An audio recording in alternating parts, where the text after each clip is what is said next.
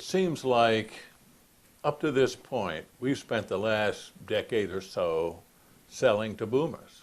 And it seems like everything really in a given store is really aimed in that direction. This is a basic shift, a major shift in the way we approach in general, isn't it?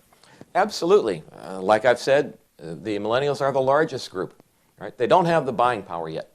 Right? Similar research to what I quoted earlier talks about the fact that increasingly millennials are staying home and living with mom and dad. That's because of heavy college debt. They can't find the good-paying jobs in a recession and so forth. But sooner or later, they become the homeowner at mom and dad's, or they go out on their own. There's going to be a wave of people getting into their 30s in the near future, and maybe then they'll move from mom and dad's or an apartment into a home, and they'll be thinking about buying flooring and so forth. So that wave is coming. There's no question about it. As the boomer wave will shrink in time. That's also inevitable, unfortunately. I say that because I'm a boomer. Millennials are critically important to our future business success. I think it's going to be fascinating sometime in the future when the millennials are writing the rules. When millennials are in Congress, what kind of legislation are they going to be passing? It's going to be very interesting when that time comes. In the meanwhile, they're a growing economic force in the marketplace. And if we want to be in the flooring business, we need to do a better job marketing and selling to millennials. And we've talked about a few ideas, just a few, touch the tip of the iceberg here on how to do that. But it's critically important to our success. I read some research that most millennials, when they do go shopping, and of course, as you mentioned, they do their research prior to that, so they pretty much know what they need to know when they walk in the store, but they take their cell phones with them, and they shop with their cell phones. That's another opportunity, I guess. Absolutely. You just told me something. I'm going to look it up here and see if you told me the truth while you're off working with whatever you're working with. All that stuff happens. I'm taking pictures, I'm checking it online. I go out in my car and find out if what you told me is the truth. I may come back in and buy, maybe not.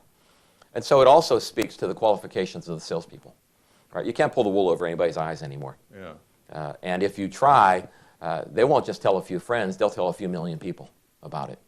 So we have to be at the top of our game to interact with millennials as well. So it's not just the new techniques we need to learn, but we need to be really good at all the techniques we already have at our disposal. And I guess you talked about, do you hire millennials? That's a good idea to have a millennial or two on your payroll, I would expect, just to keep you plugged in to what's happening in that part of the world. Absolutely. If you have a clientele that is interested in design skills, you want to make sure you have a designer or two on staff, right? If you have a Polish-speaking community that's part of where you do business, you want to have somebody on your staff who can speak Polish. Well, the millennials are the largest group. You need to have somebody who can speak millennial, if you will. And that may involve hiring some people. You may say to yourself, but they don't know anything about product. They don't know how to measure. That's okay. They know how to interact with millennials. And it's an interpersonal job. Relationship skills are very important. Communication skills are very important. You can hire somebody to do the measures for them, right? You can teach them PK, or you can buddy them with somebody who knows PK when the time's right in the conversation with a millennial customer.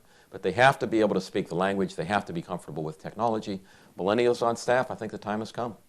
They don't necessarily have to have blue hair, though, do they? Not necessarily, but they may. And the rest of your staff may or may not like that. But if your customers like it and it helps you do better business, just like whether they speak Polish or whether they have design capability, I think it needs to be a characteristic of your business if you want to attract that business. Very good. Well, I was thinking, as we mentioned earlier, our whole marketing efforts in the past appear to be aimed towards the boomer, more or less. Mm-hmm. And it almost is a point to rethink everything that you do, how you lay out the store, how you price things, everything, basically. Yeah. Do we have terminals in our store that customers can stroll around? Do we have our inventory catalog so they can search it online while they're waiting for you to get to them? For example, are we using technology in the store very effectively or for customer contact very effectively? I did some research recently where I looked at several big players in the flooring industry, a retailer, a flooring manufacturer, and a well-known flooring brand. And I went to their Contact Us pages on their websites. First of all, the millennials may or may not go to their website, may or may not bother to do that on a smartphone where the screens are small. But when I went to those websites, I typically found three pieces of information. A street address for business headquarters. If I'm a millennial, I'm thinking, who cares? Then I found an 800 number. Call me. Well, millennials don't like to call. Increasingly, they're using text and instant messaging. And then I found an email address. Well, the use of email is decreasing. People under 23 are using a third less email than people over 23 within the millennials group. So look at your website. Contact us. Are you millennial friendly in how you suggest they contact you?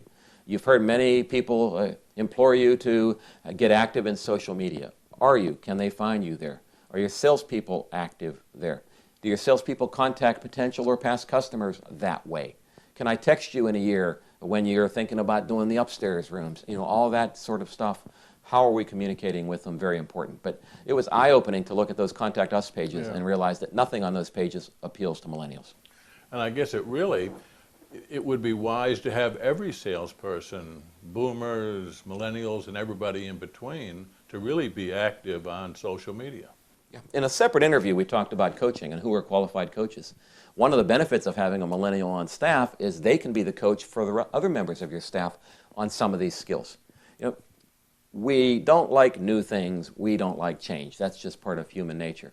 And you've got a lot going on already. Here's something else I have to learn. I have to learn how to use Twitter or whatever.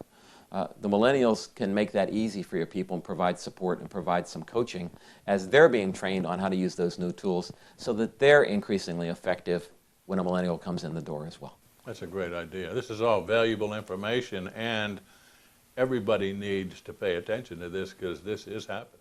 It's happening, and it's going to grow. It's become an increasingly important part of our business. We need to learn how to be successful if we want to stay in business. Very good. Brian, as always, very beneficial. I appreciate you spending some time with us. My pleasure, Dave. Thank you. We've been talking with Brian Gracon, Brian Gracon and Associates. This is Talk Floor TV.